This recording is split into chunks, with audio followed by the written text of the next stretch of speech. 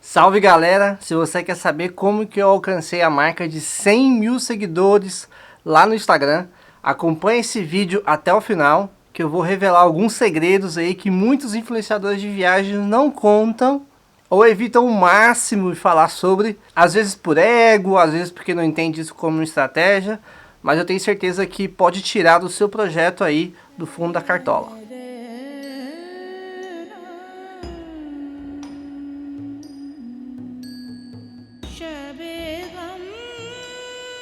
Bom, hoje eu vou utilizar o meu exemplo como base, tá? Então, para quem não conhece o meu Instagram, vou deixar aqui embaixo, @vida de mochila. Eu tenho ele desde 2015. E quando eu comecei no Instagram, tudo era muito diferente, principalmente no aspecto viagem. Quando eu lembrava dos blogs de viagem, assim, quando eu recordo dos blogs de viagem naquela época, todo mundo fazia repost. Eram poucas pessoas que realmente criavam conteúdo individualmente. A maioria dos Instagrams grandes, desde aquela época, tipo blog mochilano, aqueles antigos, eles faziam reposts de fotógrafos, que tinha aquelas fotos maravilhosas de outdoor, e colocavam os seus textos por cima, escreviam sobre o destino, ou eram mais informativos, né? E aí alguns blogs tinham muitos colunistas, então, alguns blogs tinham 14, 15 pessoas que ajudavam a construir conteúdo para aquele lugar, tanto nas fotos quanto nos textos. E os blogs tinham uma estratégia de curar, de escolher ali, né? De escolher qual o melhor conteúdo que vai ser postado ali. Dentro dessa perspectiva foram criadas as hashtags, e aí as pessoas podiam tirar suas fotos, fazer as hashtags e aparecer nessas páginas grandes. Eu lembro que no começo as páginas grandes eram nesse formato, assim. Tinha poucos criadores que já bombavam, assim, falando no aspecto viagem, tá? Hoje eu vejo que isso já tá um pouco mais fora de moda. A galera gosta mais dos criadores que tem conteúdo autoral e esses perfis que simplesmente saem reunindo bons posts, assim. Eles existem ainda, eles têm muito engajamento, mas a galera não interage tanto. Então, às vezes compartilha, marca alguma coisa, mas você vai ver que não tem tanto comentário quanto se for um criador que vai lá, que publica, que edita, que escreve, que roteiriza, né? Então acho que esse formato a gente já entendeu essa diferença. Naquela época, eu fazia isso com vida de mochila. Eu tinha muita vontade de ter blog de viagem, mas as minhas fotos eram terríveis. E além disso eu viajava muito pouco, porque eu trabalhava. Então a minha primeira ideia do blog era de continuar esse trabalho, fazer um blog de curadoria, onde eu selecionava posts, fotos, ali os melhores, e eu passava essa informação. E como isso foi dando muito certo, o vídeo de mochila foi crescendo muito rápido. Eu lembro que teve mês que cresceu 3 mil seguidores, assim. E eu tô falando de crescer 3 mil seguidores todo mês. Pá, pá, pá, pá, pá. E eu nem fazia muitos posts por dia, não tinha stories, era uma outra época, né? Então a minha ideia era fazer nesse formato. Eu criei a hashtag vídeo de mochila. Muitas pessoas compartilhavam suas fotos lá. Eu selecionava aquelas melhores, então eu já ia naquele conteúdo que eu achava que ia dar muito engajamento. Uma foto que eu achava que não ia ter tanto resultado, ou eu não gostasse do destino, eu não postaria, né? Então, através dessa hashtag, eu fazia essa curadoria. Teoricamente, como eu comecei antes, eu já tinha uma página maior que muitos influenciadores, assim, pessoas que começaram depois. Então, essas pessoas queriam que eu repostasse a foto deles lá no vídeo de mochila, nesse outro formato de conteúdo. Eu fazia isso, eu fui agregando muito conteúdo. No meio disso tudo, eu comecei a colocar o meu conteúdo. Então, colocava 3 fotos de repost de outras pessoas e depois eu colocava o meu. O meu, como era muito ruim as fotos, assim, sempre tinha menos engajamento. Só que foi assim que as pessoas começaram a me conhecer. E nesse processo todo, eu cheguei a 50 mil seguidores, mesmo enquanto eu trabalhava lá no escritório. Dito isso, eu comecei a fazer as primeiras parcerias. Aí eu fui atrás de empresas, eu fui atrás de hospedagens para oferecer os serviços do Vida de Mochila. Depois eu vi que dava para eu permutar isso. Então eu trocava divulgação por hospedagem e eu comecei a me hospedar sem ter que investir nada. Aí eu abri o olho e falei, ó, esse negócio aqui está começando a ficar interessante. Então quando eu tinha mais de 50 mil já, eu falei, cara, tá na hora de eu criar meu projeto. Tá na hora de eu realmente fazer o que eu quero, que é viajar. E tá na hora de eu criar o conteúdo 100% autoral. Depois que vieram os stories, também começou a mudar esse panorama. As pessoas começaram a interagir mais com pessoas, porque imagina a pessoa que faz só curadoria, que ele só seleciona várias postagens. Não tem como ele fazer um stories. As pessoas queriam ver rostos, as pessoas queriam ver faces, né? Queriam a personificação do que era aquilo. E foi aí que os influenciadores começaram a crescer mesmo, os individuais, e esses perfis de repost foram saindo de jogo. E foi nesse momento que eu entendi que eu tinha que fazer a transição. Eu comecei a fazer meu conteúdo quente, só postagem minha, só conteúdo autoral, e eu parei de fazer repost e depois eu apaguei tudo aquilo ali que era de repost, que era uma nova era. E aí começou o meu conteúdo 100% autoral. Só que como eu já tinha essa base, eu já tinha 50, 60 mil seguidores ali, que já vão me dar aquele suporte emocional, né? Porque quando você já começa com 50, 60 mil, já trazendo um pouquinho daquele passado, mesmo que as pessoas não interagissem tanto, você já tem um pouco mais de espaço, né? Depois disso as pessoas foram conhecendo a minha história, e é aí que o Vida de Mochila realmente começou a ter algum retorno financeiro para mim. Quando eu falo retorno financeiro, eu não falo de ficar rico, tá, gente? Tô falando de ganhar R$1.000 por mês, assim. Já ajuda bastante, né?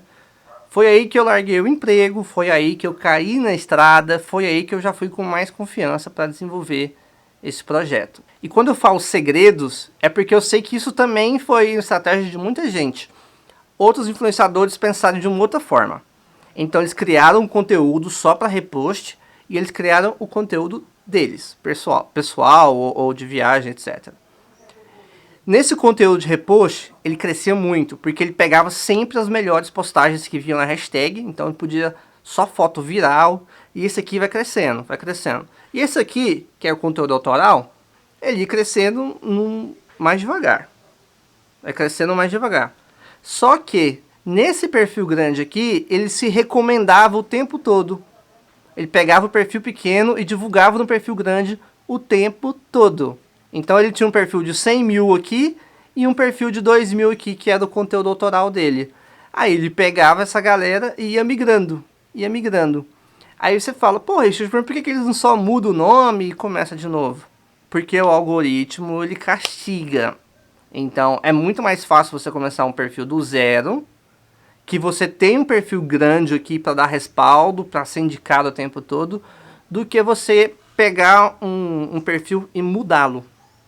Eu tive esse período de transição por muito tempo, então eu lembro que 6 meses, assim, quando eu virei essa chave, as pessoas não entendiam o que era o meu Instagram, não captavam muito bem, porque era só repost, depois era só eu. E acabaram os reposts, né? Eu parei de divulgar as fotos com o hashtag Vida de Mochila para fazer o meu conteúdo autoral. Então essa quebra foi muito ruim para mim, assim. O algoritmo ficou bem ruim. Mesmo com 100 mil seguidores, eu não tinha um alcance tão legal. E eu tive que matutar e reconstruir essa base. E aí foi a minha viagem, foram as minhas histórias, o YouTube. Depois de, sei lá, um ano, assim, construindo dentro desse perfil de 100 mil, que eu fui ter credibilidade, que as pessoas foram conhecendo a minha história. Porque quando você tem um perfil de repost, ninguém sabe quem tá do outro lado. Tipo assim, a não ser que a pessoa coloque a cara o tempo todo, fale sobre isso, né? Mas tem muitas pessoas que só pegam, fazem curadoria de outros conteúdos, e assim eles não são personificados, né? As pessoas não sabem quem está do outro lado. Mas essa estratégia de ter 2 perfis alavancou muita gente. Agora imagine que você é um arquiteto. Aí você vai ter o seu perfil, os seus projetos comerciais, etc. E você pode criar uma página de design de arquitetura pelo mundo. Na página de design de arquitetura pelo mundo, você pode selecionar os melhores trabalhos do mundo. Você vai selecionando, lá. E aí, vira e mexe, você vai lá e, opa, pega um desse outro perfil seu e coloca aqui. E aí você vai migrando. E essa galera que está no 100 mil aqui, que entra nesse bolo, vai poder ir para o outro. E essa estratégia é muito utilizada. Tem muita gente que faz isso. Dá trabalho? Dá trabalho. Se você tiver um conteúdo muito bom, eu falo de texto, de foto, cara, segue fazendo o seu. Porque eu acho que esse dá muito trabalho. E quando a gente fez isso foi numa outra época também. E esse é um ponto que pouca gente fala. Essa é uma estratégia que pouca gente fala. E eu queria estar aqui abrindo para comentar que muitas pessoas podem utilizar isso e não precisa ser só no meio de viagem. Eu acho que é uma estratégia válida. É muito melhor que sair comprando seguidor. Larga de mão de pagar perfil de meme também, porque não é relacionado ao assunto. Então, por exemplo, quando você tem 2 perfis, os 2 estão falando sobre o mesmo tema. Um com a qualidade absurda, criado por várias pessoas, e outro que é o seu. Que se tiver uma qualidade absurda também vai ser muito mais rápido, né? Então você pode fazer essa troca assim. Outra estratégia que deu muito certo para mim também foi porque eu encontrei outros viajantes parecidos comigo e que também faziam conteúdo para as redes sociais. Então eu encontrei a Gabi, encontrei o Vaz, encontrei o Eliezer, já encontrei o Churastei. Você encontra toda essa galera e quando a gente tá junto, a gente se marcava. E aí vai tendo aquela troca de seguidores, né? Lourença e Vanessa do Por Aí de Kombi. Então todos esses encontros renderam bons seguidores, seguidores que engajam, que comentam, que a gente conversa, que eu acho que eu nem considero seguidor, é amigo, porque a gente acaba trocando muita ideia, vem aqueles directs enormes, né? Então essa combinação também ajudou muito a construir o meu público hoje. Os 100 mil chegaram, mas teve muito trabalho. E quando eu digo muito trabalho, eu digo porque quando eu comecei eu não sabia fotografar nada. Era péssimo. Não que minhas fotos sejam maravilhosas hoje, mas eu não sabia o que vendia no Instagram, não sabia o que dava certo. Eu fui escrevendo muito de qualquer jeito, né? E com o tempo eu fui aprendendo a utilizar as ferramentas, com o tempo eu fui analisando e depois eu consegui chegar lá. Mas se eu fosse começar do zero hoje, talvez essa seria uma estratégia que eu faria, apesar de dar bastante trabalho. Eu hoje, Richard, eu não luto para crescer mais no Instagram. Para mim o que eu alcancei tá tranquilo. Porque para você crescer hoje no Instagram, como as coisas mudaram, o algoritmo mudou, você tem que postar Reels, tem que postar IGTV, tem que postar Stories todo dia e demanda uma atenção muito grande. Então, por exemplo, quanto mais direct você responde, mais as pessoas vão interagir com você e mais engajamento você vai ter.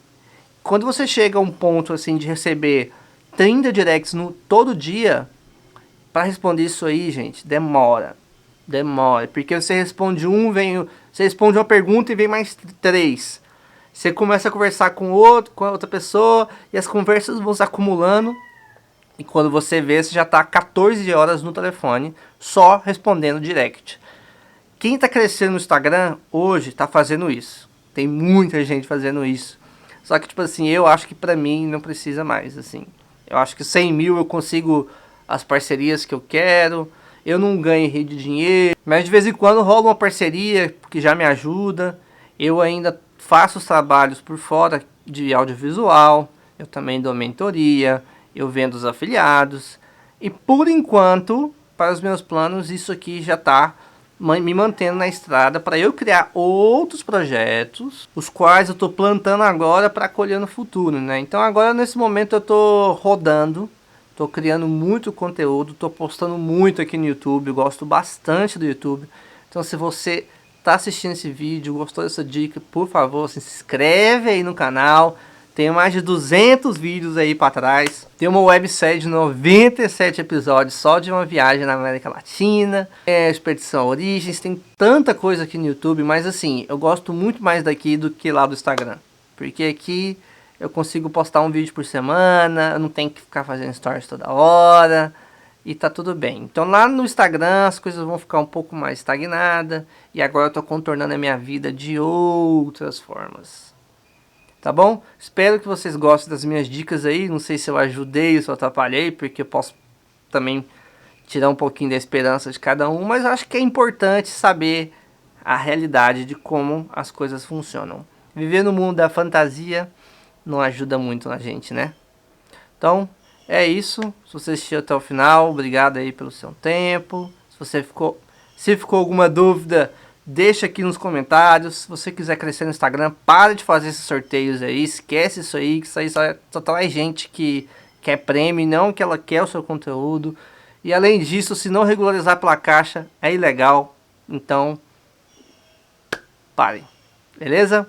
Um abraço aqui do Diário de Quarentena. 4 meses na Chapada Diamantina, esperando a pandemia passar.